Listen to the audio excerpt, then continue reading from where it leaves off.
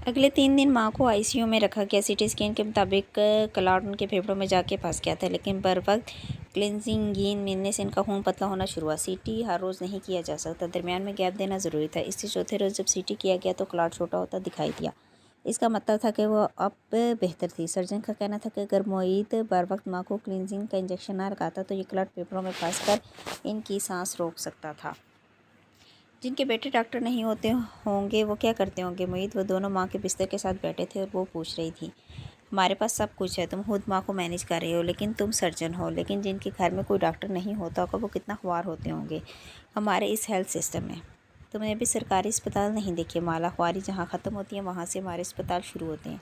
एक वाहिद अस्पताल जहाँ सिस्टम बेहतरीन है और मरीज़ अकेला भी है तो उसका इलाज का प्रोटोकॉल पूरा होता है, वो CMH है। लेकिन उन्होंने भी आम आवाम के लिए दरवाजे बंद कर रखे हैं और लोग बेचारे कहाँ जाएं। मोहित इस मौजू पर घंटों बोल सकता था, मगर माला ने इससे वही सवाल किया जो वो बार बार पूछ रही थी, माँ ठीक हो जाएंगी ना? हाँ वो ठीक हो जाएंगी, अब से वो इंशाल्लाह वो रिकवरी की तरफ होंगी। 1 मई को माँ का ट्यूमर डायग्नोज हुआ था और डॉक्टर बोरा ने हमें 6 माह दिए थे, 1 नवंबर तक। लेकिन देखो हमें डॉक्टर वासिफ मिल गए और हमें मालूम हुआ कि माँ को मेनिंजोमा है। अभी बायोप्सी की रिपोर्ट आनी है, लेकिन उम्मीद है कि डॉक्टर वासिफ की बात दुरुस्त निकलेगी। जो अल्लाह यहाँ तक लाया है वो आगे भी ले जाएगा। और ये एक फ़िक्र उसके जहन में पेवस्त हो गया, जो अल्लाह यहाँ तक लाया है वो आगे भी ले जाएगा। उसने दोनों हाथ जोड़ लिए और चेहरा उठा के ज़ेरे लब दुआ मांगने लगी, ए शिफा देने वाले। तो इस दफ़ा जब माँ घर आई तो वो वाकई सेहत की तरफ गामज़न थी। जो अल्लाह यहाँ तक लाया था वो आगे भी लेकर जा रहा था। माँ पहले से ज़्यादा ज़हनी तौर पर बेदार हो चुकी थी। उनका ज़ख्म भरा था, खून का क्लॉट अंदर ही अंदर घुलकर गायब हो चुका था। और सबसे अच्छी बात, माँ के ट्यूमर की बायोप्सी रिपोर्ट आ चुकी थी। यानी उनके ऑपरेशन के वक्त ब्रेन का जो ट्यूमर निकाला गया था उसके हिस्से 3 मुख्तलिफ लेबॉर्ट्रीज़ को भेजे गए थे और तीनों की बायोप्सी रिपोर्ट एक जैसी थी, ग्रेड 1 मेनिंजोमा, सबसे ज़्यादा बेज़रर मेनिंजोमा। सर्जन ने सर्जरी के दौरान ट्यूमर का एक बहुत छोटा सा हिस्सा ब्रेन में छोड़ दिया था, क्योंकि वो इन जगहों पर चिपका हुआ था जो जिस्म के अज़ा को कंट्रोल करते हैं। इनको काटा जाता तो जिस्म मफलूज हो जाता। वो इतना छोटा सा बचा हुआ ट्यूमर था कि अगर वो ब्रेन में रहता भी तो कोई मसला ना था। इसको दोबारा तकलीदा बनने में 20 से 25 साल लगने थे। कहाँ डॉक्टर वोहरा की 6 माह की टाइमलाइन से लड़ रहे थे और कहाँ 20 से 25 साल की उम्मीद उनके लिए आब हयात थी। अगले 2 हफ्ते तक माँ इतनी बेहतर हो गई कि अब वो पुरानी बातें याद करने लगी थी। रमज़ान कब शुरू हुआ, वो कब लाहौर वापस आई, इन्हें कुछ भी याद ना था। एक दिन की बीमारी में आई और गुजर गई। माला को एहसास हुआ कि इन्हें ये भी याद नहीं कि ज़ियाद ने इसका रिश्ता मांगा है। वो भी खामोश रही, ये वक्त इन बातों का नहीं था। वो अप्रैल में लाहौर वापस आई थी, लेकिन माँ के जहन में नई याददाश्तें नहीं बन रही थी। इन्हें बहुत कुछ याद ना था। एक दिन जब उनके बालों में ब्रश फेर रही थी, माँ उससे पूछने लगी, इज़ा की शादी हो गई? जी माँ, मैं इसीलिए तो लाहौर आई थी, लेकिन मुझे क्यों नहीं याद। वो हैरान थी। वो हर दफ़ा सवाल के जवाब में कहती कि माँ, आपके ब्रेन पर ट्यूमर का इतना प्रेशर था कि वो याददाश्त के हिस्से को मुतासर कर रहा था। लेकिन इस दफ़ा ब्रश चलाते हुए वो जलकर बोली, क्योंकि इन दिनों अप टून होती थी। कहकर ज़बान दबा ली, लेकिन खिलाफ़ तवक्को हो रही जहाँ बेगम ज़ोर से हंसती। एक चिपत एक चपत पीछे बैठी माला के घुटने पर लगाई। पर बदतमीज़, माँ को ऐसे कहते हैं? और बुरा मान के भी हंसी जा रही थी। माला ने नरमी से इनके स्याह सफ़ेद बालों को अपने हाथों में थामा, फिर अपना चेहरा पीछे से इनके कंधे पर रखा। माँ, आपको कुछ हो जाता तो मैं क्या करती? उसने सोचा नहीं था कि ऐसा होगा, लेकिन एकदम वो ज़ोर ज़ोर से रोने लगी। इतने हफ्तों की बेबसी, खौफ और उम्मीद, अब सब आंसू की सूरत आंसुओं से बाहर निकला था। वो अब सिर्फ एक लड़की थी जो अपनी माँ को खोने से डरती थी। मेरी बेटी माँ जो पहले हंस रही थी, वो उसका सर अपने साथ लगाए खुद भी रोने लगी। वो एक माँ थी जो अपने बच्चों को अकेला छोड़ के अगले जहाँ जाने से डरती थी। आंसू उनकी बूढ़ी आंखों से निकल के झुर्रियों वाले चेहरे पर नीचे बहने लगे। इनके चेहरे का टेढ़ापन ट्यूमर के निकलते ही दुरुस्त हो गया था, जैसे इस्त्री कर दिया गया हो। माला ने माँ को इस बीमारी में दूसरी दफ़ा रोते देखा था। पहली दफ़ा तब जब ऑपरेशन के बाद बड़े मामू इस्लामाबाद से मिलने आए और कुछ दिन यही रहे। इनको देखते ही माँ ने पहली दफ़ा कहा, भाईजान मेरे दर्द हो रहा है। और वो सुन रहेगी, माँ को दर्द भी हो रहा था। बस मेरी माँ बच्चे की दवाएं करते करते याद ही नहीं रहा कि माँ को भी दर्द हो सकता है। दूसरी दफ़ा वो अब रोई थी माला के सामने। मोहित तो लड़का है, माँ कुछ ना कुछ कर लेगा। माही की तो फैमिली है, मेरा तो आपके अलावा कोई नहीं है माँ। मैं क्या करती अगर आपको कुछ हो जाता? वो उनके कंधे से सर टिकाए रोई जा रही थी। आंसू उनके कंधे पर रखे दुपट्टे में जज्ब हो रहे थे।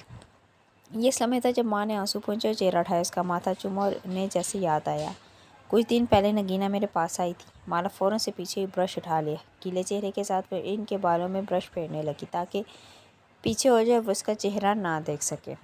वो ज़ियाद के लिए तुम्हारा रिश्ता मांग रही थी माला। माला के हाथ ऊपर से नीचे चलते रहे। उसे स्टूडियो की खिड़की याद आई जो आंसुओं से भरी थी। उसे कैश याद आया जो उस दिन से गायब था। दोनों में से किसी ने दूसरे को कॉल नहीं की थी। तुम सोचना इस बारे में बेटे, ज़ियाद अच्छा लड़का है, शरीफ है, बरसरे रोज़गार है। अब धीरे धीरे ज़ियाद के बारे में बहुत सी बातें कह रही थी। मैं सोचूंगी माँ, वो बोली तो उसकी आवाज़ बहुत आहिस्ता थी। क्या वो ज़ियाद के बारे में सोचना चाहती थी या किसी वजह से उस मौजू को टाल रही थी? कुछ था जो अधूरा रह गया था और इसे मुकम्मल होने का इंतज़ार था। माला और माँ का सबसे ज़्यादा झगड़ा मीठा खाने पर रहा था। सर्जरी के बाद चूँकि वो ज़्यादा हिलती जुलती नहीं थी, इसलिए वो उसे मीठा नहीं खा सकती थी। माँ को हिलाना जुलाना भी एक अलग मसला था। फिजियोथेरापिस्ट रोज़ घर आती और इनको एक्सरसाइज करवाती। वो नौजवान सी लड़की थी, चुलबुली सी, जीन्स टॉप पहने ब्लॉक ही से टक टक चलती हुई कमरे में आती और खुशगवार अंदाज में ऐलान करती, आंटी उठ जाएं, फिजियो का वक्त हो गया है। और अपने बेड पे लेटी माँ की शक्ल से लगता कि वो कच्चा चबा जाएंगी। इनको वो एक आँख नहीं पाती थी क्योंकि इनसे जिस्मानी मुशक्क़त करवाती थी। इनके आने का टाइम फिक्स था और आने से पहले माँ की वो हालत होती जो ट्यूशन टीचर के आने से पहले बच्चों की होती है, बस किसी तरह छुट्टी का बहाना मिल जाए। माला, आज तो मेहमान आने हैं तो फिजियोथेरापिस्ट से कहो कल आ जाए। मैंने मेहमानों से बात कर ली थी, वो 6 बजे के बाद आएंगे। फिजियो की छुट्टी नहीं होनी माँ। वो भी हुर्रे जहाँ की बेटी थी। जैसे बचपन में माँ ज़बरदस्ती ट्यूशन और कारी साहब पर भेजती थी, उसे भी सारे बदले किन किन के लेने थे। माँ पहलू बदल के रह जाती। मुझे वो नकली थेरापिस्ट लगती है, मेरे सारे जोड़ हिला जाती है। इसके जोड़ हिलाने से ये हुआ कि जून के आगाज़ में माँ जो बिल्कुल बेड पर थी अब उठ के बैठने लग गई थी। जून के वस्त तक वो खड़ी होने लगी और जून के आखिरी दिनों में पहली दफ़ा उन्होंने वॉकर के सहारे चंद कदम उठाए। जुलाई शुरू हुआ तो माँ बिलाखिर वॉकर से कमरे का चक्कर काटने लगी। बाथरूम भी अब वॉकर से जा रही थी। हर शाम फिजियोथेरापिस्ट एक्सरसाइज करवाने आती और आखिर में वो इनको खड़ा करती। वो वॉकर से चंद कदम चल के माला के बेड पर बैठ जाती और फिर वहीं बैठी रहती। फिजियो के जाने पर वो ऐसे खुश होती जैसे बच्चे स्कूल की छुट्टी की घंटी बजने पर होते हैं। ये इनकी रोज़ की रूटीन थी। फिजियो चली जाती और वक्त भी चाय ले आती। माला और माँ वहीं बैठे बैठे चाय पीते, साथ ही माही को वीडियो कॉल मिला लेते। माही की इस वक्त फजर भी नहीं हुई होती, लेकिन वो माँ के लिए उठ जाया करती थी और फिर वो तीनों खूब बातें करते।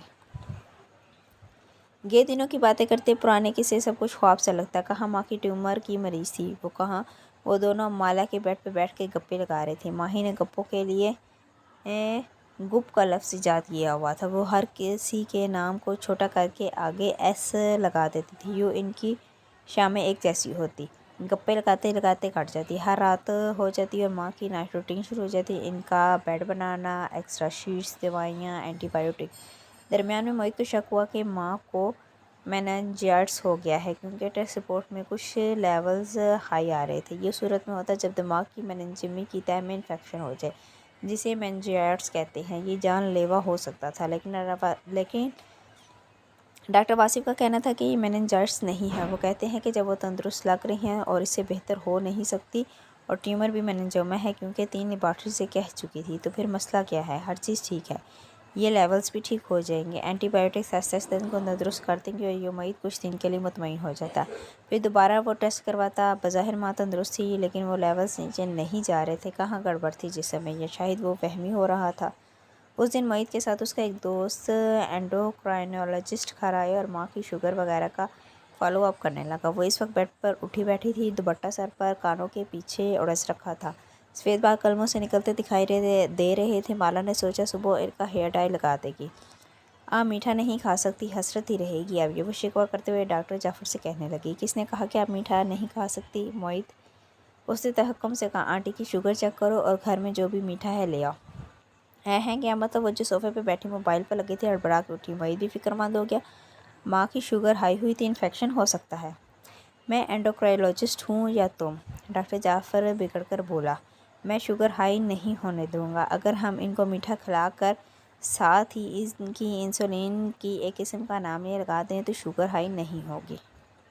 बख्तबीन ने अंडों का हलवा बनाया था। थोड़ी देर बाद माँ मज़े से प्याले में अंडों का हलवा खा रही थी, जबकि माला और मोहित बेबसी से इन्हें घूर रहे थे। उस दिन से डॉक्टर जाफ़र माँ का फेवरेट डॉक्टर बन गया। वो दोपहर के खाने के बाद प्याला भर के मीठा खाने देता और साथ ही माला इनको इंसुलिन की वो किस्म लगाती थी जो उसने कही थी। वो खाने से पहले की शुगर भी नोट करके बताती और साथ ये भी कि वो क्या और कितना खा रही हैं। इंसुलिन फ़ौरन जिस्म में जाकर शुगर लेवल कम कर देती है। ख़तरनाक चीज़ थी, लेकिन चूँकि एंडोक्राइनोलॉजिस्ट खुद इसको मॉनिटर कर रहा था, इसलिए माँ का शुगर लेवल ठीक रहा और वो एकदम खुश रहने लगी। वो हर रोज़ मीठा बनवाती जाफ़र का कहना था कि मरीज़ खुश नहीं होगा तो सेहतमंद नहीं होगा। जून के महीने में उन्होंने बहुत मीठा खाया। जाफ़र ने जुलाई में भी इन्हें मीठा खाने दिया। उसका कहना था कि अगस्त में जब ज़ख्म मुकम्मल भर जाएगा और वह चलने फिरने लगेंगी तब हम इसको रोक देंगे। अलबत्ता माँ को सख्ती से मना था कि वो जाफ़र की इजाज़त के बगैर मीठा नहीं खा सकती। आहिस्ता आहिस्ता वो मीठे में एक दिन का गैप देने लगा। माँ को ये बात पसंद नहीं आई लेकिन मजबूर थी। वो भी गैप वाला दिन था जब माला ने सुबह देखा कि वक्त भी शाही टुकड़े बना रही हैं। इसके कान खड़े हो गए। माँ से जाके पूछा तो उन्होंने सर झुका के मासूमियत से कहा, मोइन ने कहा था। उसने मोइन को कहा कि वो अस्पताल था। कौन से शाही टुकड़े? मैंने तो नहीं कहा। माला को सारी बात समझ में आ गई। उसे माँ की मासूमियत पर हंसी भी आई लेकिन खैर। दोपहर में वो चुपचाप शाही टुकड़ों का प्याला लिए माँ के पास की और इन्हें थमा दिया। बस एक प्याला खाना है आपने। माँ ने चुपचाप सर झुका लिया, कुछ नहीं कहा। वो दोबारा नहीं मांगा। माला को लगा कि माँ को बिलाखिर अपनी शुगर का एहसास हो रहा है। रात तो उसने बख्त और मोहित के साथ किचन में मीटिंग की। अब मुझसे पूछे बगैर घर में मीठा नहीं बनेगा। मोहित ने सर हिलाया। हाँ और माला, अब माँ को आज की हरकत पर कुछ ना कहना। मैंने इन्हें एक प्याला दे दिया है, वो मज़ीद नहीं मांगेंगी। माला का मुंह खुल गया। मोहित, मैं इन्हें एक प्याला दे चुकी थी, उन्होंने तुमसे अलग से मांगा है। मोहित ने बेख्तियार माथे को छुआ। उसने कैसे माँ की मासूमियत पे भरोसा करे। फिर दोनों ने एकदम बख्ती को देखा। वो भी मुंह खोले इन्हें देख रही थी। एक प्याला तो बाजी मैंने भी दिया है। बख्ते भी वो दोनों चिल्लाए और माँ कमरे में बैठी हम टीवी का कोई ड्रामा लगाई मज़े से शाही टुकड़े खा रही थी। बस साबित हुआ कि वो इनकी भी माँ थी। अंदरूनी शहर की गंदी मैली गलियों में से एक के अंदर बने इस घर में आज भी बहुत रश था। अलबत्ता VIP के लिए मुख्तस कालीन वाले कमरे में सोफे पर क्रोफर से बैठी कबीरा बेगम तनहा थी। टांग पर टांग जमाए वो मुस्तरिब सी अपनी हीरे की अंगूठियाँ मरोड़ रही थी। बॉय कट बाल हमेशा की तरह सेट थे। कानों में मोतियों के टॉप्स और आंखों में बरहमी थी। सामने बैठा बिखरे बालों बदबूदार लिबास वाला आमिन पीटर मसीह आंखें बंद किए हुए थे। कबीरा बेचैनी से उसे देख रही थी। बच कैसे गई हूरे जहाँ।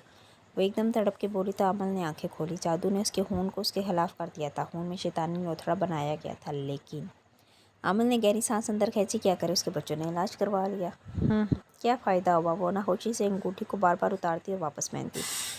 इतने जादू के बावजूद उसे बचना ही था।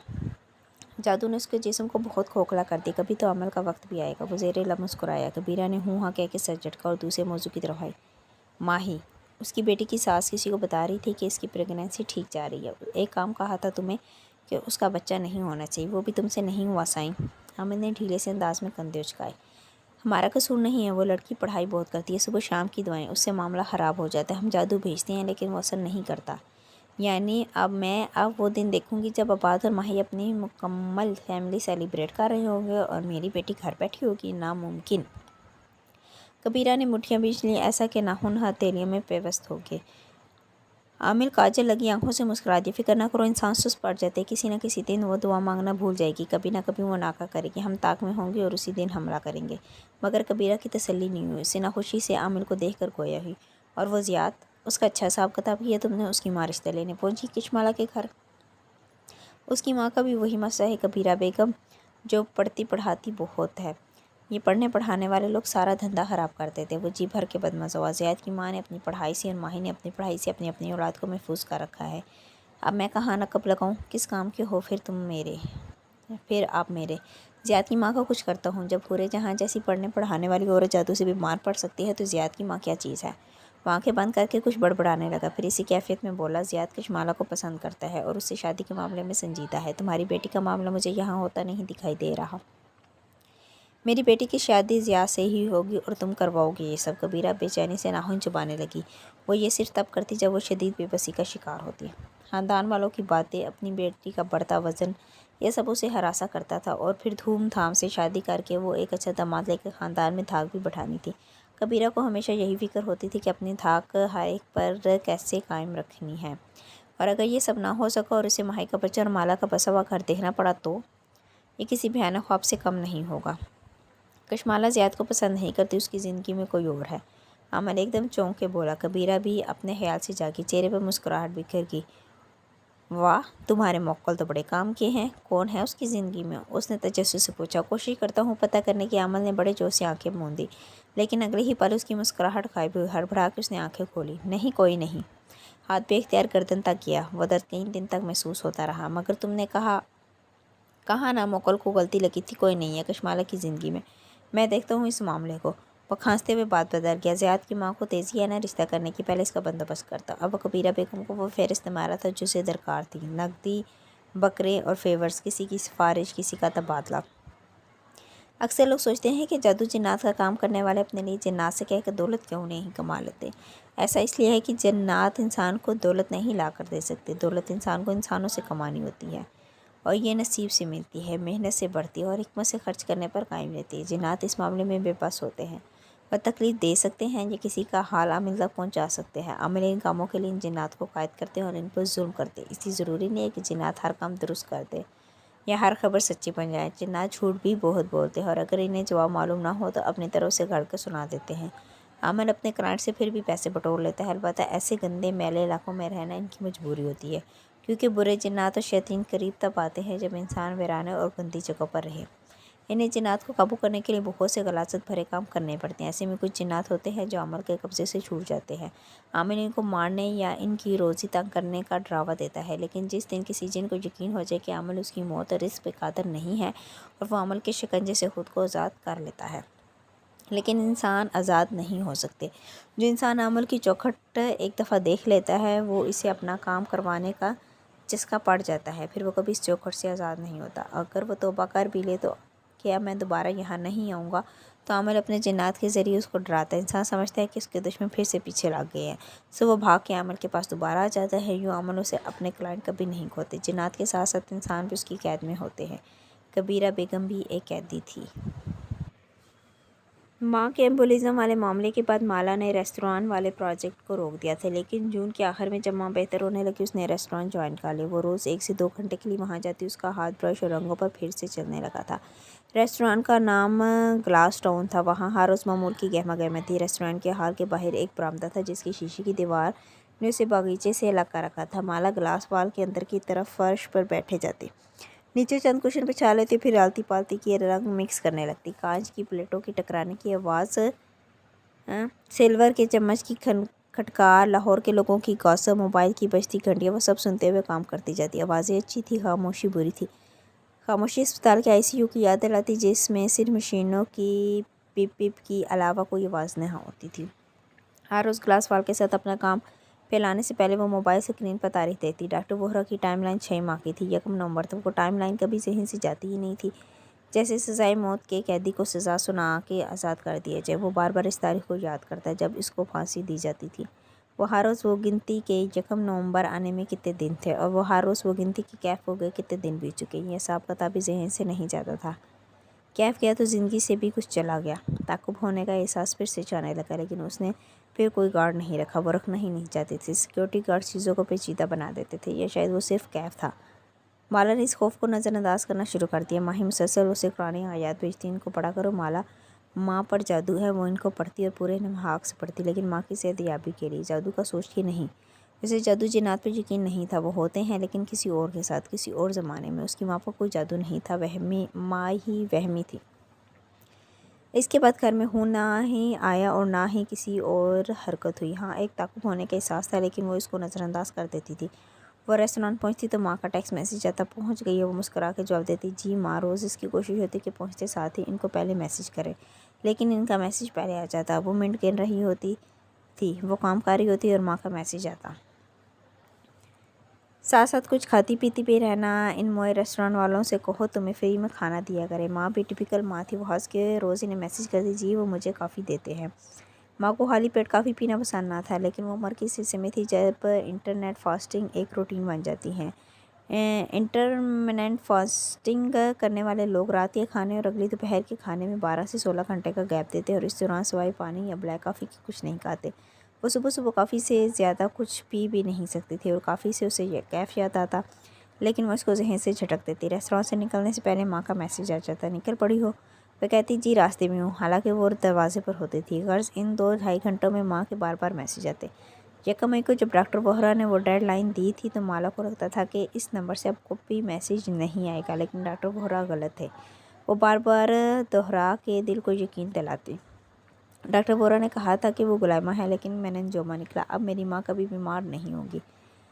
मगर 1 नवंबर की तलवार जहन पर लटक रही होती। बस ये 1 नवंबर गुजर जाए फिर ज़िंदगी में सुकून आ जाएगा। जून के अख्ताम तक उसकी ज़ियाद से चंद एक बार टेक्स्ट पे बात हुई थी। वो माँ की हैरियत पूछने के लिए मैसेज करता था, साथ ही वो अपने मसले भी बयान करता। जैसे उसके ऑफिस में आग लगने से उसका स्टोर रूम जल गया था और ज़िम्मेदारी ज़ियाद पर आ गई। हालांकि वो छुट्टी पर था, वो इस बात से काफ़ी परेशान था। फिर इसके हालात बेहतर होने लगे तो वो कम परेशान लगने लगा। अलबत्ता रिश्ते वाले मामले पर दोनों ने कोई बात नहीं की। वो 11 जुलाई की बात है जब सुबह तारीख देखते वक्त उसे कैफ का कंपटीशन याद आया। क्या वो इसे जीत जाने के बाद माला को बताएगा? उसे यकीन सा था कि वो जीत जाएगा, वो कामयाब हो जाएगा। पता नहीं क्यों उसने फ़ोन रख के पेंट ब्रश उठाया ही था कि ज़ियाद की कॉल आने लगी। बिना बताए उसने कैसे कॉल कर ली। माला काम के दौरान किसी का फ़ोन नहीं उठाती थी, लेकिन वो ज़ियाद था। उसने हैंड फ्री कॉलों में लगाई। आपने कैसे कॉल की खैरियत? और ब्रश को पेंट में डिपका रही थी। रफ करता कुर्ता ट्राउज़र पहनने, बाल पोनी में बांधे उसने माथे पर सिल्क का सब्ज़ रुमाल बांध के पीछे गिरा लगाई हुई थी। क्या ये आपका वर्क टाइम है तो सही, लेकिन मेरे लिए आप वक्त निकाल लेंगी? वो पुरएतमाद था। हमेशा की तरह माला ने एक नज़र अपने बिखरे पेंट और ब्रशेज़ को देखा। कैसे ज़िया से कहना चाहिए कि वो भी मसरूफ़ है, वो किसी और वक्त कॉल करे, या शायद वो ठीक कह रहा था, वो इसके लिए वक्त निकाल सकती थी। वो इसको नाराज़ नहीं करना चाहती थी। उसने दोबारा कॉल ना की। इसे खुद पर हैरत हुई। वो तवज्जो के लिए इतनी ज़रूरतमंद कब से हो गई थी? शायद इससे कि वो इमोशनल ट्रॉमा में थी।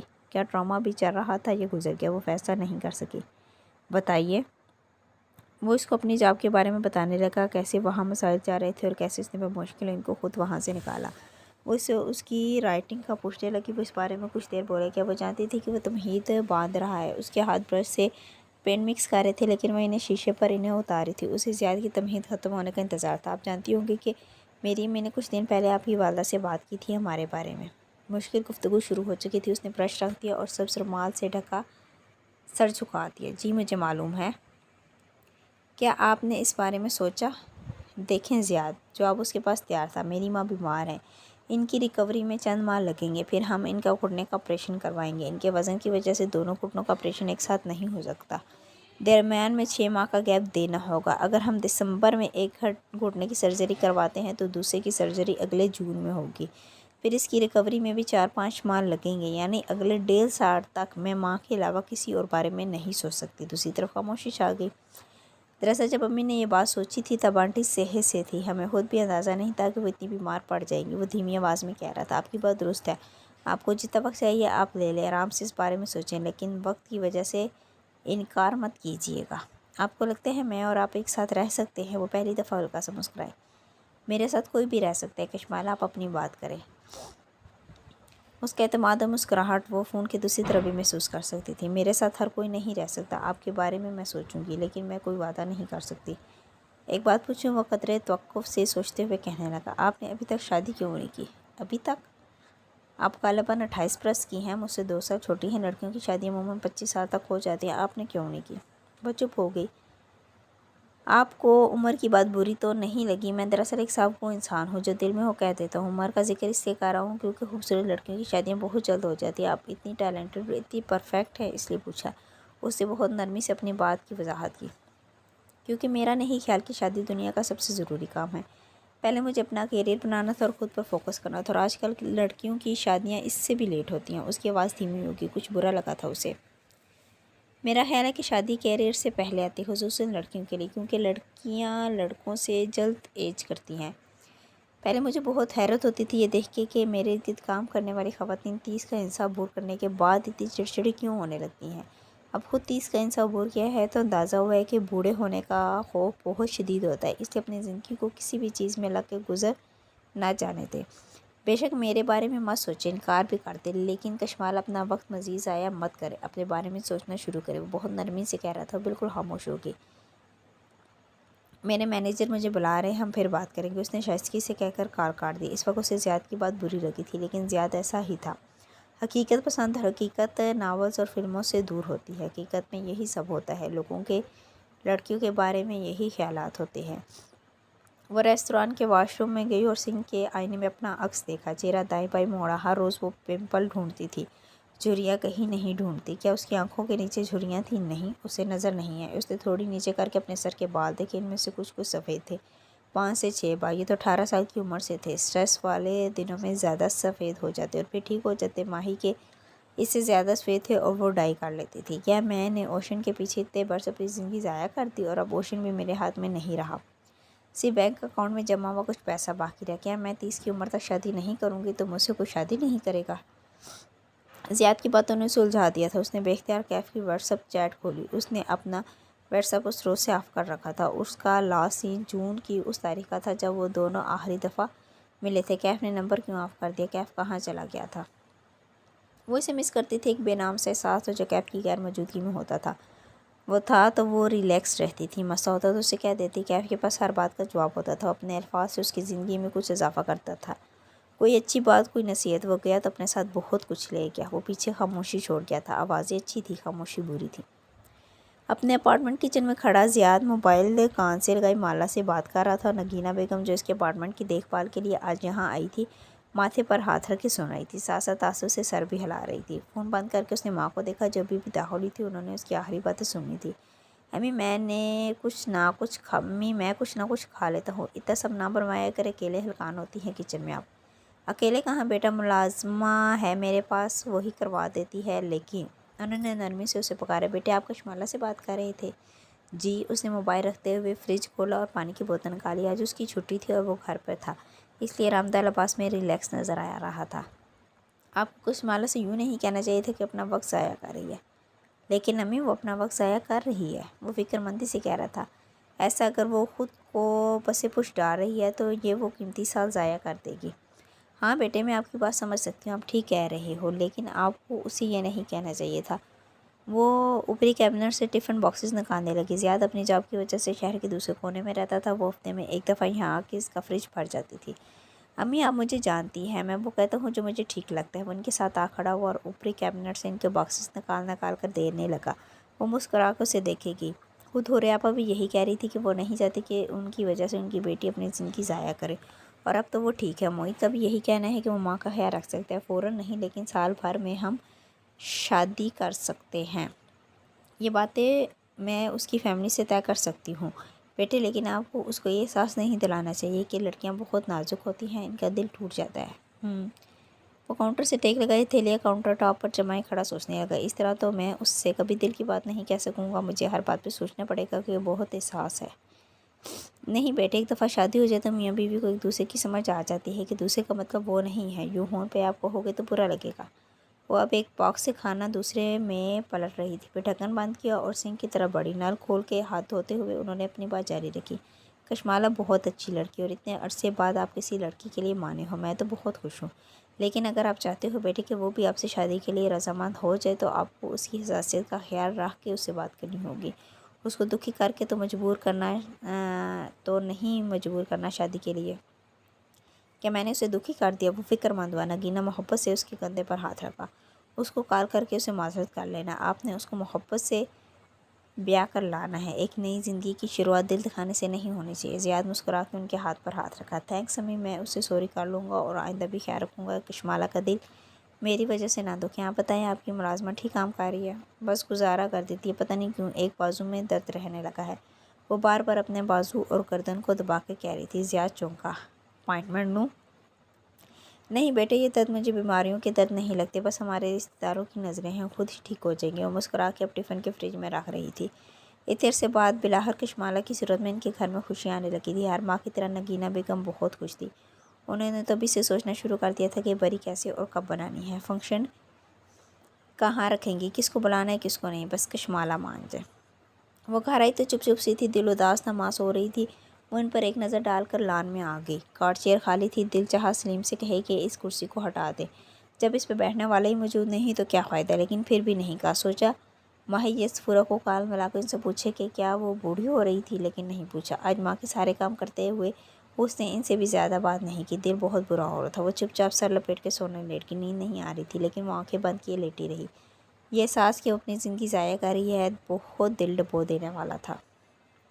صبح وہ کام پہ آئی تو اس کا چہرہ ویران تھا۔ اس نے لمبی سبز قمیص کے نیچے سفید ٹراؤزر پہن رکھی تھی، دوپٹہ گردن میں مفلر کی طرح لپیٹ کے دونوں پلو آگے ڈالے ہوئے تھے، بندھے ہوئے بالوں کے اوپر سلک کا سبز رومال لپیٹا تھا اور دائیں گال پر ایک دانہ نکلا ہوا تھا۔ وہ ویران چہرہ لیے گلاس وال کے ساتھ فرش پہ بیٹھ گئی۔ گلاس وال کا نچلا حصہ اچھا خاصا پینٹ ہو چکا تھا اور وہ سر جھکا کر اپنے پینٹ نکالنے لگی۔ तभी प्लेट और कांटों के टकराने की आवाज़ों के दरमियान उसे शनासा आवाज़ें सुनाई दी। ओह! उसने माथे को छुआ। उसकी लाहौर की दोस्तों ने कह रखा था कि आज वो ग्लास स्टोन में गेट टुगेदर करेंगी। इंस्टा पर उन्होंने इस पैगाम भेजा था, लेकिन कल से उसने फ़ोन ऑफ कर रखा था। वो लड़कियां सामने से आती नज़र आई तो माला को समझ में ना आया कि वो क्या कहे। वो तो तैयार भी नहीं थी। सच करके वो ग्लास वाल के बाहर बागीचे में बैठ गई थी। वो अंदर थी और फर्श पर थी। शीशा धुंधलाया हुआ था, वो उसे नहीं देख सकती थी।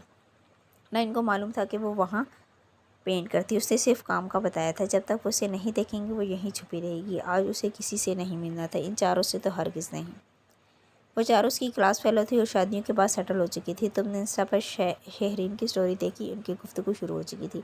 उसने अपने बर्थडे पर बंटू काज़मी का जोड़ा पहना हुआ था। नया नया पैसा आया हुआ है। हाँ, शहरीन अपने ऑनलाइन बिजनेस से कमा रही है। अब वो डेना और बंटू पहनती है। यारो वही ना, नया पैसा ही है। बारिश के कतरे बनाते हुए शदीद उकता रही थी और लाहौर की सोशलाइज की गुफ्तगू इन्हीं बातों की गिद घूमती थी। किसी के पास पैसा नया आ रहा है तो क्यों आ रहा है, कौन सस्ते ब्रांड पहनता है और कौन इन्वेस्टमेंट पीस में इन्वेस्ट करता है, बच्चों की स्कूलिंग और फिलपैना मुलाजमाएँ।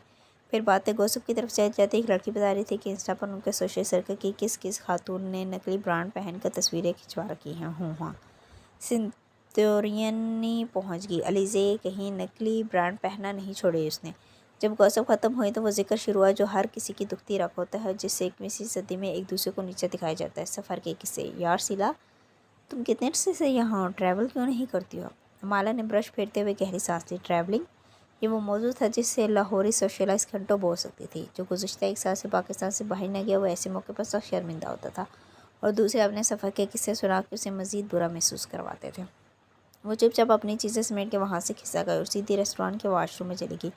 आज फिर आईने में अपना चेहरा देखा। वहाँ झुर्रियाँ नहीं थी। सर में 5-6 सफ़ेद बाल अलबत्ता वैसे ही थे। अगर वो अब भी शादी कर चुकी होती तो उसकी परेशानी यही होती। फिलिपाइनी शोहर का कारोबार, ट्रैवल, बच्चों की स्कूलिंग, इन लड़कियों की ज़िंदगी मुकम्मल थी। सिर्फ इसकी दूर थी क्योंकि इसने शादी नहीं की थी। उसका दिल मज़ीद ख़राब होने लगा। ज़ियादत की बात, इन लड़कियों की चमकती धमकती ज़िंदगी, हर चीज़ एकदम खुद पर हावी होने लगी। उसने हाथ धोए और चेहरे पर पानी डाल के बाहर निकल आई। अपनी उलझनों में उसने गौर नहीं किया कि बाएं गाल पर ग्रे पेंट लगा हुआ है जो उसके आस्तीन के कफ के साथ चेहरे तक पहुंचा था। गीले चेहरे और पेंट के दाग से लाइन वो बाहर निकले। अभी वो रेस्टोरेंट के बैरूनी एग्जिट तक पहुंची ही थी कि किशमाला आवाज़ पर उसका सारा वजूद जैसे नमक का मुजस्मा बन गया। हालांकि अभी तक उसने मुड़ कर नहीं देखा था। ये आवाज़। माला अपने एड़ने पर घूमने सामने लॉबी के दहाने पर वो खड़ा था। कैफ जमाल तुम? वो बेयकीन थी। कैफ मुस्कुराते हुए कदम कदम उठाता उसके सामने आ रुका। बिल्कुल सामने। स्याह जीन्स पे पहनी सफ़ेद ड्रेस, शर्ट के कफ मोड़े रखे थे और कॉलर के नीचे 2 बटन खुले थे। शर्ट आधी जीन्स में उड़सी थी और आधी बाहर थी। कंधा पर स्याह बैक पैल डाले हुए बड़ी हुई शेव और बुरी आंखों के साथ मुस्कुराया था। जी मैं कैफ। वो सामने आया तो एकदम सारी दुनिया में रोशनियाँ बिखर गई। उसे मालूम ही ना वाक़ई का बेखूबसूरत मुस्कुराहट उसके लबों पर बिखर गई। तुम यहाँ कैसे? वो इतनी हैरान थी कि बयान नहीं कर सकती थी। वो इतनी खुश थी कि अंदाज़ा नहीं कर सकती थी। मैं लाहौर छोड़ कर जा रहा था। सोचा जाते जाते आपसे अपने आधे महीने की तनख्वाह लेते जाऊँ। घर गया तो महीने बताया कि आप यहाँ मिलेंगी, यानी तुम सिर्फ तनख्वाह लेने आए हो। वो भी मुस्कुरा दिया। आपको यकीन नहीं आ रहा? अब तो तुम्हारे पास काफ़ी पैसे हैं, मेरे चंद हज़ार की क्या अहमियत। किसने कहा मुझे तनख्वाह नोटों में चाहिए? कशमाला मुस्कुरा दी। चलो काफ़ी पीते हैं। उसने पेशकश कर दी, लेकिन फिर हाल के दूसरे कोने की तरफ देखा जहाँ ग्लास वाल के पार बैठी लड़कियां दिखाई दे रही थी। वह चमकती दमकती लड़कियां हाथ हला ला के बातें कर रही थी, कह के रही थी। कैफ ने उसकी निगाहों का ताक़ुब किया, फिर गौर से उसका चेहरा देखा। वो लड़कियों को देखते हुए किसी सोच में गुम हो गई थी। इतनी सी ज़िंदगी है कशमाला, इसको नापसंदीदा लोगों को बर्दाश्त करने में क्यों गुजारे? वो पूरे दिल से मुस्कुरा दी। फिर कहाँ चलें? जहाँ लोग सच्चे और बातें सादा हों। वो मुस्कुराया तो गाल का कड़ा गहरा हुआ। अगर आप मुझे एक ऐसी जगह चाय पिला दे जहाँ की चाय मैं पीना चाहता हूँ तो समझे आपने तनख्वाह बराबर कर दी। वो तनख्वाह उसके अकाउंट में ट्रांसफ़र कर चुकी थी, लेकिन शायद कैफ ने फ़ोन के साथ उसका अकाउंट को भी नहीं देखा था। लेकिन ये कैसे हो सकता था कि कोई अपना बैंक अकाउंट ना चेक करे? खैर इसे क्या, उसे अंदाज़ा भी नहीं था कि उसके गाल पर सुरमई पेंट लगा है।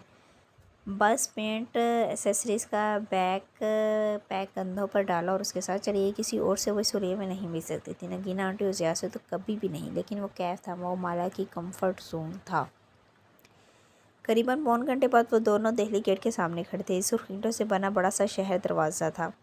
दरवाज़ों के नाम अमूमन उनके रुख के हिसाब से रखे जाते थे। ये दरवाज़ा दिल्ली को फेस करता था, इसलिए दिल्ली दरवाज़ा था। والٹ سٹی کے محکمے نے گزشتہ چند برسوں میں قدیم لاہور کے ان چند مقامات کو ریسٹور کیا تھا۔ یہ یورپین شہروں کے تاریخی مقامات جیسے صاف ستھرے چمکتے دمکتے نہیں تھے، لیکن پھر بھی یہ سیاحتی معیار پر پورے اترتے تھے۔ تم تب سے لاہور میں ہو، واپس نہیں گئے، وہ تحیر سے کہتے ہوئے دہلی دروازے کے اندر داخل ہو رہی تھی۔ وہ اس کے ساتھ چلتے ہوئے گردن گھما گھما کے اطراف کو دیکھ رہا تھا۔ نہیں، مجھے اپنا پلان بنانا تھا۔ خاموشی اور تنہائی میں اندر ایک پررونق بازار تھا، دونوں طرف ہمیں دکانیں تھیں، ہر طرف سے گلیاں نکلتی تھیں، مصالحوں کی خوشبوئیں زور سے نتھوں میں گھسی۔ مگر اچھی لگی۔ بنا لیا؟ جی بنا لی۔ کیف مسکرایا، اس کی آنکھوں کی چمک اور عزم بھی اس سے اچھا لگا۔ لاہور دوبارہ آؤ گے؟ وہ ایک بغلی گلی سے نکل کر شاہی حمام کی طرف جا رہے تھے۔ دھوپ، شور، مسالہ جات کی خوشبو، اسے سب میں اسے اونچا بولنا پڑا تھا، نہیں آؤں گا۔ وہ سامنے دیکھ کے قدم اٹھا تھا۔ کیوں؟ کیونکہ لاہور نے میرا دل توڑا ہے، دوبارہ دل توڑوانے نہیں آؤں گا۔ اس نے مالا کو دیکھے بغیر کہا اور آگے بڑھ گیا۔ وہ وہیں کھڑی رہ گئی۔ کبھی کبھی اسے لگتا تھا کہ اس نے زارا والی بات جھوٹ میں کہی ہے تاکہ وہ کاش ہم مختلف حالات میں ملے ہوتے کا اثر ظاہر کر سکے۔ پچھلے 1 ڈیڑھ ماہ تک کیف اور کیف کے ہر قدم پر اس نے بہت سوچا تھا۔ اس کی پراسراریت ایک طرف، اسے نہیں لگتا تھا کہ وہ شادی شدہ تھا۔ وہ شاہی حمام کے داخلی برآمدے میں کھڑا تھا، مڑ کے اسے دیکھا جو وہیں گمسم سی کھڑی تھی، مسکرایا۔ آپ اپنے لاہور کا تعارف نہیں کروائیں گی مجھ سے؟ وہ آگے کا اشارہ کر رہا تھا۔ کیا باتوں کے اثر ایسے ہی زائل ہو جایا کرتے ہیں؟ آف کورس یہ شاہی حمام ہے۔ وہ گہری سانس لے کر اس کی طرف آئے۔ اور یہ شاہ جہاں نے بنوایا تھا۔ علم الدین انصاری نے اس کی تعمیر کروائی تھی۔ وہ دونوں اب داخلی برآمدے میں کھڑے تھے اور وہ گردن اٹھائے چھت کو دیکھ رہا تھا۔ وہ رنگین نقش و نگار اور پھول بوٹے بنے تھے۔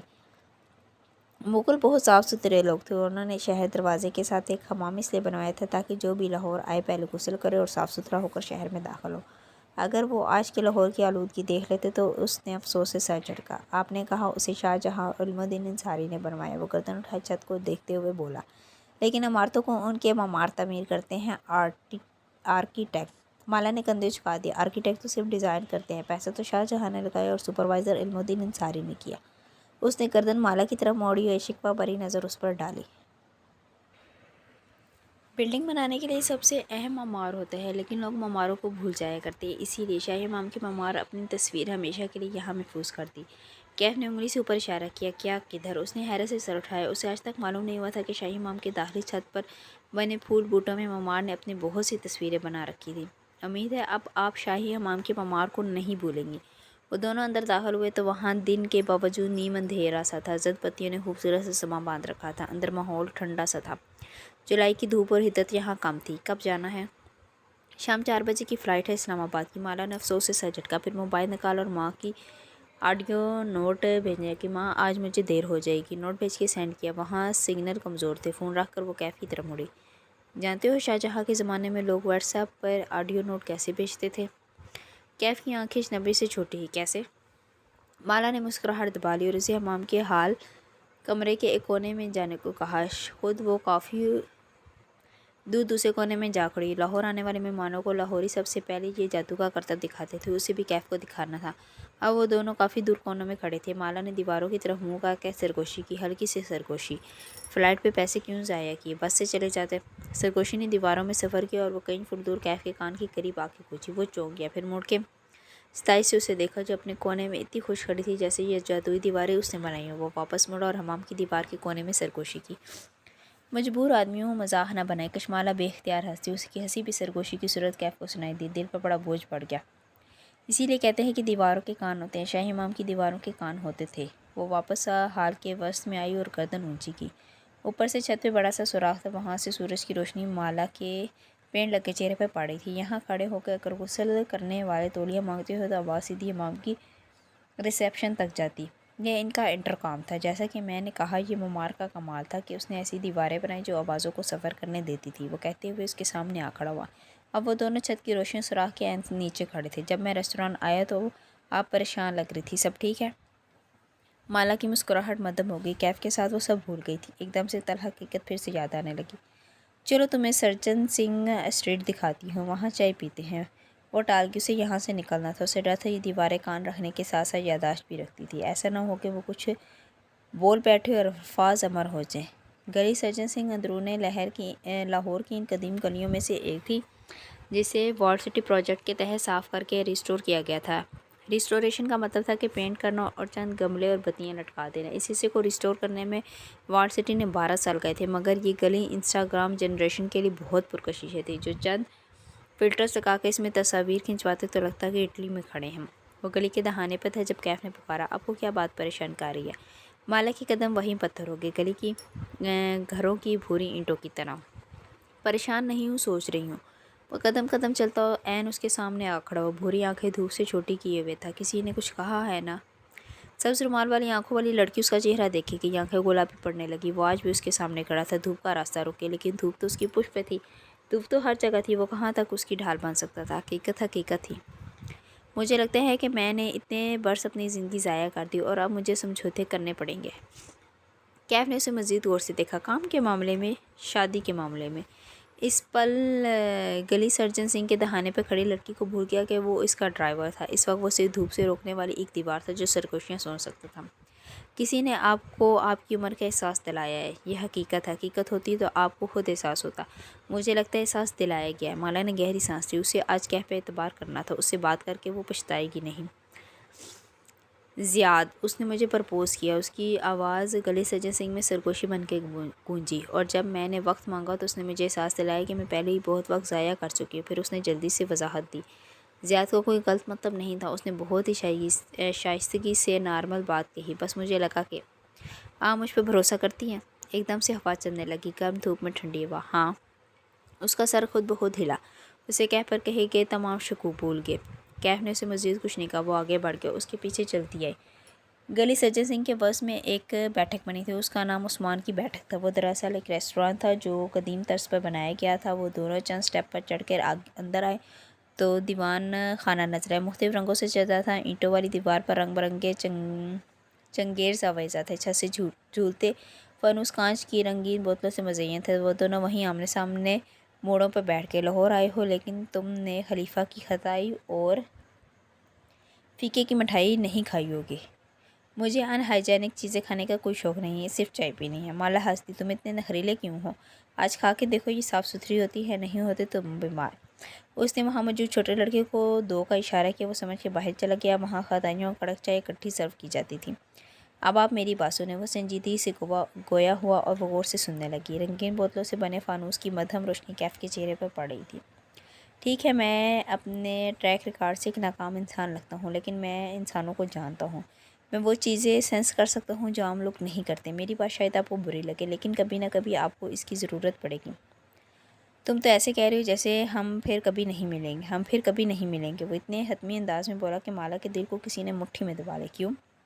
تعلقات میں ایک چیز ہوتی ہے، ریڈ فیلنگز۔ وہ اس کا سوال نظر انداز کر دیا۔ سرخ جھنڈے، ریڈ فلیگز۔ وہ اس کا سوال نظر انداز کر گیا۔ سرخ جھنڈے۔ جب وہ نظر آئیں تو سنبھل جانا چاہیے۔ اس نے آواز دھیمی کی۔ زیاد ایک ریڈ فلیگ ہے۔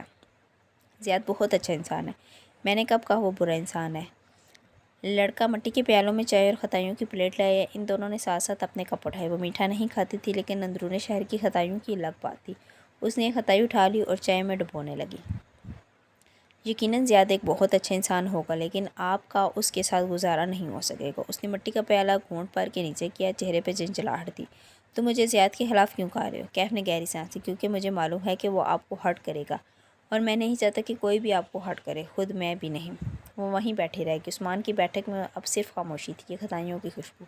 دفتن گلی کی کسی کھلی کھڑکی سے کسی کے گانے کی آواز آنے لگی۔ ایک چھوٹی سی ڈھول تماشے گلی میں ڈالی، اس کو چمچے سے پیٹتے ہوئے ایک آدمی کوئی پنجابی لوک گیت گا رہا تھا۔ اسے معلوم ہو گیا تھا کہ عثمان کی بیٹھک میں سیاہ آئے بیٹھے ہیں۔ تم نے مجھے کبھی ہرٹ نہیں کیا کیف، نہ کر سکتے ہو۔ لیکن کیف نے نفی میں سر ہلا دیا۔ اس کے چہرے پر ملال تھا، وہ خود کو سزا سنا چکا تھا۔ وہ آج اس کی زندگی سے نکلنے کے لیے آیا تھا۔ گزشتہ 6 ہفتے کشمالہ سے دور رہ کر وہ یہی سوچتا رہا تھا، کیا اسے کشمالہ کو حقیقت بتا دینی چاہیے؟ کہ حقیقت بتانے کے بعد وہ اس سے معافی مانگ سکتا تھا، لیکن اگر مالا نے اسے معاف کر دیا تو پھر سزا تو نہ ملی۔ وہ کیف کو اپنے کیے کی سزا خود کو دینی تھی۔ اس نے اس لڑکی کے ساتھ دھوکہ کیا تھا، اس کی سزا یہی تھی کہ کشمالہ اس کو کبھی معاف نہ کرے اور وہ اس گناہ کا بوجھ ساری عمر اٹھاتا رہے۔ وہ اس لڑکی کے قابل نہیں تھا، وہ اسے حقیقت بتا کے مزید ہرٹ نہیں کرنا چاہتا تھا۔ کر سکتا ہوں، وہ بولا تو اس کی آنکھیں زخمی تھیں۔ شاید کر چکا ہوں۔ کبھی آپ کو میرے بارے میں کچھ سننے کو ملے تو؟ وہ رکا۔ اس کا جرم قابل معافی نہیں تھا۔ تو بے شک مجھے معاف نہ کیجیے گا، بس اتنا یاد رکھیے گا کہ میں مجبور تھا، میں برا آدمی نہیں ہوں، شاید ہوں، لیکن میں نے ہمیشہ آپ کی حفاظت کرنی چاہیے، میں آپ کو ہرٹ نہیں کرنا چاہتا تھا۔ کھل کے کہو کیا کہنا چاہتے ہو، کیونکہ مجھے تم سے کوئی شکایت نہیں ہے کیف، تم جب چاہو جا پر واپس آ سکتے ہو۔ وہ اسے دیکھتا رہ گیا، اسے معلوم تھا وہ یہ کہے گی، وہ کبھی نہ کبھی یہ کہے گی اور یہ فکر اس کے قدموں کی زنجیر بن جائے گا۔ پھر وہ خود کو سزا کیسے دے گا؟ اس نے زہرا کو اپنی بیوی بتانے کا جھوٹ اسی لیے بولا تھا تاکہ وہ اس تک جاتے سارے راستے بند کر دے۔ وہ 6 ہفتے اس سے دور اسی لیے رہا تھا تاکہ وہ اسے بھول جائے، لیکن کشمالہ مبین ایسی لڑکی نہیں تھی جو گزرے وقت کے ساتھ بھول جائے۔ میں جا پر واپس نہیں آ سکتا، اس نے خود پر جبر کر کے الفاظ جوڑے۔ میں نے کہا نا ہم آج کے بعد نہیں ملیں گے ورنہ ہم دونوں کی زندگیاں پیچیدہ ہو جائیں گی۔ رنگین بوتلوں سے بنا فانوس ہوا سے ذرا ذرا سا جھولنے لگا، گانا گاتے پنجابی گویے کی آواز مسلسل سنائی دے رہی تھی۔ جہاں تک رہا زیاد، تو اس سے شادی سوچ سمجھ ہی کیجیے گا، زیاد آپ کو ہرٹ کرے گا اور بہت ہرٹ کرے گا۔ وہ نارسسسٹ ہے، Peter Pan syndrome. Peter Pan syndrome? اسے حیرت ہوئی۔ کیف نے اثبات میں سر ہلایا۔ All boys grow except Peter Pan, the boy who doesn't grow. تمام لڑکے بڑے ہو جاتے ہیں سوائے پیٹر پین کے، یہ وہ لڑکا ہے جو کبھی بڑا نہیں ہوتا۔ وہ کچھ کہہ نہیں سکی، اسے یقین تھا کہ کیف غلط کہہ رہا تھا۔ کبھی بھی پیٹر پین کے لیے وینڈی مت بننا کشمالہ۔ وہ جہاں تک بات ہے عمر کی، کیف مسکرایا، وہ بھی اس کو دیکھ کر مسکرا دی۔ مسکراتا تھا تو اس کی ساری کلفت دور ہو جاتی۔ تو عمر صرف ایک نمبر ہے۔ سر کے بال خود سے سفید نہیں ہوتے ہیں، ہم سفید بال کماتے ہیں۔ چہرے پر جھریاں خود سے نہیں آ جاتی، یہ کمائی جاتی ہیں، ہمارے تجربے اور عقل کے پختہ ہونے کی قیمت ہے۔ پھر اس نے دل پر انگلی رکھی، بس دل مطمئن ہو چاہیے، اگر دل شادی کے بغیر خوش نہیں ہے تو شادی کر کے بھی خوش نہیں ہوگا۔ اگر آپ گلی سرجن سنگھ میں خوش نہیں ہیں تو اٹلی کی گلیوں میں بھی خوش نہیں ہوں گی۔ مالا نے ایک نظر خطائیوں کی پلیٹ کو دیکھا، کیف نے ان کو چھوا تک نہیں تھا۔ اس نے ایک خطائی اٹھائی اور اس کی طرف بڑھائی۔ کیا واقعی اب لاہور نہیں آؤ گے؟ نہیں آؤں گا۔ اس نے خطائی پکڑ لی لیکن کھائی نہیں۔ اوکے، لیکن محنت کرنا مت چھوڑنا، اگر تمہارا بزنس پلان کوئی قبول نہ کرے تو وہ لوگ اس قابل نہیں ہوں گے، تم نے ڈھونڈنا۔ اس کی نصیحت پہ مسکرائے اور خطائی جیب میں ڈالیں، اور آپ تعلقات میں سرخ جھنڈوں کو نظر انداز نہیں کریں گی۔ مالا نے مسکرا کر اس بات میں سر ہلا دی۔ وہ اس بارے میں سوچے گی، اور اگر میرے بارے میں کچھ برا سنے تو بے شک مجھے معاف مت کیجیے گا، میں مجبور تھا۔ مالا نے پھر سے سر ہلا دی۔ کچھ تھا جو کیف جمال میں ہمیشہ پرسرار سا تھا، مگر جو وہ چھپاتا تھا، لیکن اس نے کوریدا نہیں، کیونکہ وہ نہیں بتائے گا۔ میری فلائٹ کا وقت ہونے لگا، میں ڈراپ کر دیتی۔ اس نے اٹھتے ہوئے پیشکش کی۔ کیف کے پاس کار نہیں تھی، وہ اس کو ایک آخری سہولت دینا چاہتی تھی۔ ایئرپورٹ کے سارے راستے وہ خاموش رہا، کھڑکی سے باہر دیکھتا رہا، وہ اسے نظریں نہیں ملا رہا تھا۔ جب ایئرپورٹ آیا تو کیف نیچے اتر آیا، لیکن اسے اترنے سے منع کر دیا۔ میں چلا جاؤں گا۔ اس کی کھڑکی کے پاس رک کر اس نے کہا۔ وہ اسٹیئرنگ وہیل پر ہاتھ رکھے گردن اٹھائے باہر کھڑے کیف کو دیکھ رہی تھی۔ کیا واقعی وہ اب کبھی لاہور نہیں آئے گا؟ کشمالہ؟ اس نے ایک آخری نظر اس پر ڈالی اور جیب میں رکھی خطائی کے بوجھ کو محسوس کیا۔ آئی ایم سوری، ہر چیز کے لیے۔ وہ کس چیز کی معافی مانگ رہا تھا وہ سمجھ نہیں سکی، بس سر ہلا دیا۔ وہ کیوں اتنا پراسرار تھا؟ مالا کی کار آگے بڑھ گئی تو کیف جمال نے مڑ کے ایئرپورٹ کی طرف دیکھا۔ سامنے ڈومیسٹک فلائٹ کا بورڈ نظر آ رہا تھا۔ کیف نے واپس پلٹ کر اس کار کو دیکھا، وہ دور جا رہی تھی۔ کیف نے دوبارہ بورڈ کو دیکھا اور پھر کلائی پر بندھی گھڑی دیکھی، لیکن وہ اس طرف نہیں گیا، وہ وہیں کا رکا کھڑا رہا۔ اس کی نظریں مالا کی دور جاتی کار پر جمی تھی، اسے کشمالہ کے کافی دور جانے کا انتظار تھا۔ وہ گھر واپس آئی، اسے معلوم نہ تھا کہ اس کے گال پر پینٹ لگا ہوا ہے۔ یہ تو جب ماں نے بتایا کہ چہرہ آئینے میں دیکھو تو وہ حیران سی کمرے میں آئی اور ڈریسنگ ٹیبل کے آئینے پر نظر ڈالی تو احسان خطا ہو گیا۔ او نو، میں اس پینٹ کے ساتھ پھرتی رہی اور کیف نے مجھے بتایا تک نہیں، بدتمیز۔ اسے پہلے غصہ آیا اور پھر ہنسی، چہرہ دھو کے وہ باہر آئی اور فون نکال کے آن کیا تو سفورہ کے میسیجز آئے ہوئے تھے۔ کدھر غائب ہو مالا؟ اس کا موڈ اچھا تھا۔ اس نے فوراً کار ملا لی، وہ گیلا چہرہ سکاتے ہوئے وہیں کھڑی کھڑکی کے ساتھ کرسی پہ بیٹھ گئی۔ تم آج سیلا وغیرہ کے ساتھ برنچ پر نہیں تھی؟ میں نے بھی انسٹا پر ان کی سٹوریز دیکھی ہیں، مجھے تمہاری فکر ہونے لگی۔ تم ٹھیک ہو امی؟ ٹھیک ہیں؟ ہاں اب میں ٹھیک ہوں، وہ بشاشت سے بولی۔ کیف کی کمپنی ہمیشہ مجھے ٹھیک کر دیتی ہے۔ کیف؟ اس نے تو جاب چھوڑ دی تھی۔ ہاں لیکن وہ تب سے لاہور میں ہی تھا، آج اسلام آباد جا رہا تھا تو مجھ سے ملنے آیا، ہم ایک ساتھ پرانے لاہور میں گئے۔ سفورہ خاموشی سے سنتی رہی۔ میں اسے کبھی سمجھ نہیں پاتی، وہ کیا چاہتا ہے۔ اس نے مجھے یہ بھی کہا کہ اس نے خاندان والوں سے چھپ کے شادی کر رکھی ہے۔ ناممکن، مجھے بھی یقین نہیں آتا۔ مالا کل مجھے لاہور آنا ہے، سفورہ سوچ سوچ کر بول رہی تھی۔ کیف کیا چاہتا ہے اس کو ذرا بیٹھ کے ہم ڈسکس کریں گے۔ سفورہ اس کی بہترین دوست نہیں تھی، لیکن وہ سمجھدار لڑکی تھی اور ہمیشہ اچھا مشورہ دیتی تھی۔ کیف نے اسے اتنا الجھا دیا تھا کہ اب وہ واقعی سفورہ کے ساتھ بیٹھ کے اس معاملے کو ڈسکس کرنا چاہتی تھی۔ رات بھر وہ کیف کے بارے میں سوچتی رہی۔ وہ زیاد کے لیے ہاں نہیں کہہ سکتی تھی کیونکہ کیف نے اسے الجھا رکھا تھا۔ کیا وہ اس میں دلچسپی رکھتا تھا؟ پھر وہ کیوں چاہتا تھا کہ خود کو مالا سے دور کر دے؟ وہ کس سے بھاگ رہا تھا؟ جب تک اس کا ذہن کلیئر نہ ہو وہ کیسے زیاد سے ایک نیا تعلق بنا سکتی تھی؟ اگلی صبح سفورہ کا فون آ گیا۔ وہ لاہور آ چکی تھی اور اپنی امی کے گھر تھی۔ اس نے مالا سے وہیں آنے کو کہا۔ وہ بھی اس سے اپنے گھر نہیں ملنا چاہتی تھی۔ اسے کھل کے سفورہ سے بات کرنی تھی۔ وہ کیف کی کزن تھی۔ وہ اس سے مالا سے بہتر طور پر جانتی تھی۔ اور سفورہ کے گھر پہنچی تو دوپہر روشن تھی۔ ملازم اسے سیدھا ڈرائنگ روم میں لے آئے۔ وہ اندر داخل ہوئی تو سفورہ وہیں بیٹھی تھی۔ مالا کو حیرت ہوئی۔ وہ اسے لینے باہر نہیں آئی، نہ وہ اسے ملنے کے لیے اٹھی۔ بس اس نے سر اٹھا کر تیار سی مالا کو دیکھا جو گلابی چکن کاری کی لمبی قمیض اور دوپٹے میں ملبوس تھی۔ سفید ٹراؤزر کے ساتھ سفید ہائی ہیلز پہنے وہ بال کھولے فریش سی لگ رہی تھی۔ سفورہ اس کے برعکس تھی اور اس کی آنکھیں سرخ اور گیلی تھیں۔ بیٹھو مالا، ہمیں بات کرنی ہے۔ کچھ غلط تھا اس سارے منظرنامے میں، کچھ غلط تھا، کچھ جو وہ نہیں جانتی تھی۔ کیا کیا ہے کیف نے؟ گلابی لباس والی لڑکی ایک صوفے پہ بیٹھ گئی۔ اس کی سبز آنکھوں میں الجھن تھی۔ اس کے بھورے بال چہرے کے دونوں طرف میں گر رہے تھے جنہیں وہ کان کے پیچھے نہیں اڑا سی۔ سفورہ، تم ٹھیک ہو؟ سفورہ چپ چاپ اسے دیکھنے لگی۔ اس نے رف سا لباس پہن رکھا تھا اور بنا میک اپ کے تھکی تھکی سی لگ رہی تھی۔ وہ ایک ویل ڈریس، ہمیشہ ٹپ ٹاپ سی رہنے والی ورکنگ وومن تھی، ہارڈ کور فیمنسٹ۔ وہ اتنی بجھی بجھی کیوں تھی؟ معلوم مجھ سے ایک غلطی ہو گئی ہے۔ وہ بولنے لگی تو نظریں گود میں رکھے ہاتھوں پر تھی۔ مجھے کیف کو کبھی تمہارے پاس جاب نہیں دلوانی چاہیے تھی۔ کیا کیا ہے کیف نے؟ کیف نے ہم دونوں کو دھوکہ دیا۔ سفورہ نے گیلی آنکھیں اٹھائیں۔ ان میں افسوس بھی تھا اور غصہ بھی۔ مالا ہتھیلی اپنے بائیں صوفے پر رکھے کنارے پر یوں بیٹھی تھی جیسے غیر آرام دہ۔ کیا مطلب؟ کیسا دھوکہ؟ کیف 3 ماہ پہلے میرے پاس آیا تھا۔ اس نے مجھے کہا کہ میں اسے تمہارے پاس جاب دلوا دوں کیونکہ اس نے کسی سے سنا ہے کہ تمہیں گارڈ کی ضرورت ہے۔ وہ سناٹے میں رہ گئی۔ اس کو کیسے معلوم تھا؟ میں نے بھی یہی پوچھا تھا لیکن اس نے بات گول مول کر دی۔ اور مالا، میں اس وقت تک اتنی تھک چکی تھی ہر دوسرے ہفتے ایک نیا کارڈ تمہارے پاس بھیج کے کہ میں نے اسے ہاں کہہ دی۔ مجھے یہ نہیں کرنا چاہیے تھا۔ I am so sorry. سفورہ کی آنکھ سے آنسو ٹپکا۔ وہ سانس روک کے سن رہی تھی۔ کیف کو کیسے معلوم کہ مجھے گارڈ چاہیے تھا؟ کیونکہ اسے کسی نے کہا تھا کہ وہ میرے ذریعے تمہارے پاس جاب حاصل کرے۔ سفورہ نے بھیگی آنکھوں سے اسے دیکھا۔ ایک ماہر فرید نامی امیر آدمی نے۔ اس کے دل پر کسی نے زور سے مکہ مارا، ایسے کہ تکلیف سارے بدن کو کاٹے گئی۔ مالا نے بے یقینی سے نفی میں سر ہلایا۔ یہ نہیں ہو سکتا۔ ماہر فرید تو میرا تعاقب کار ہے۔ کیف اس کے لیے کام کرتا رہا ہے؟ نہیں۔ ماہر فرید نے اسے مجبور کیا کہ وہ میرے پاس آئے اور مجھے کہے کہ میں اس کی سفارش تم سے کروں۔ مالا کو سمجھ میں نہیں آ رہا تھا کہ وہ کیا کہہ رہی ہیں۔ وہ اپنی جگہ سے اٹھی اور ڈرائنگ روم کی کھڑکی کے سامنے آ کھڑی۔ وہاں مخمل کے اونچے پردے نفاست سے بندھے تھے۔ باہر لان نظر آ رہا تھا جس کی گھاس دھوپ میں جھلس رہی تھی۔ یعنی تم یہ کہہ رہی ہو کہ کیف میرے پاس ماہر فرید کے کہنے پر جاب کر رہا تھا؟ اسے یقین نہیں آ رہا تھا۔ سفورہ نے جواب نہیں دیا۔ مالا اسی طرح بے یقینی سے بولتی گئی۔ وہ اتنا عرصہ میری جاسوسی کرتا رہا، وہ میرے بارے میں ماہر فرید کو رپورٹ کرتا رہا، یہ کیسے ہو سکتا ہے؟ اسے لگ رہا تھا اس کا دماغ پھٹ جائے گا۔ نہیں مالا، اس نے ایسا کچھ نہیں کیا۔ وہ ایک عجیب سا لمحہ تھا۔ کشمالہ چونک کے اپنے دوست کی طرف مڑی۔ مگر تم نے کہا کہ اس نے ماہر فرید کے کہنے پر میرے پاس جاب کی۔ مالا، اگر وہ ماہر فرید کے کہنے پر تمہارے پاس نوکری کرتا اور تمہاری جاسوسی کرتا تو ہاں کبھی نہ کبھی میں اسے معاف کر دیتی، لیکن اس نے یہ نہیں کیا۔ کیا کہہ رہی ہو سفورہ؟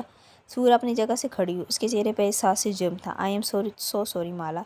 کیا کیا ہے کیف نے؟ اس نے مجھے کہا کہ میں اس کو تمہارے پاس جاب انٹرویو کے لیے بھیجوں۔ میں نے بھیج دیا لیکن… کشمالہ کا سانس جہاں تھا وہیں رک گیا۔ لیکن کیف تمہارے پاس انٹرویو کے لیے نہیں گیا۔ اس عجیب سے لمحے میں کشمالہ مبین کی ساری دنیا تھم سی گئی۔ میرا کزن کیف جمال تمہارے پاس کبھی نہیں آیا مالا۔ اس نے کبھی تمہارے پاس جاب نہیں کی۔ تم کیف جمال سے کبھی نہیں ملی۔ سفورہ ڈرائنگ روم کے دروازے تک گئی اور کسی کو اندر آنے کا اشارہ کیا۔ کشمالہ کی نظریں چوکھٹ کی طرف اٹھ گئی۔ وہاں ایک نوجوان چلا رہا تھا، خوش شکل لیکن درمیانے قد کا، ماتھے پر بکھرے بال، چہرے پر بڑی شیپ، پیروں میں مٹیالے سفید جاگرز، اس کا جھکا ہوا سر۔ یہ میرا کزن کیف جمال ہے۔ سفورہ بولی تو آواز میں غصہ بھی تھا اور دکھ بھی۔ کشمالہ نے بے یقینی سے نفی میں سر ہلایا۔ یہ کیف نہیں ہے۔ وہ چند قدم پیچھے ہٹی یہاں تک کہ وہ مخمل کے پردے کے ساتھ جا لگی۔ یہ کیف نہیں ہے۔ اس اجنبی نوجوان نے پشیمانی سے سر اٹھایا۔ وہ اس چہرے کو نہیں جانتی تھی۔ یہی کیف ہے، میرا کزن کیف۔ پھر وہ کون تھا جو 1.5 ماہ میرے گھر میں رہا؟ وہ جو میرا اتنا قریب رہا وہ کون تھا؟ وہ بولی تو اس کا چہرہ سفید پڑا تھا، شاک، خوف، بے یقینی۔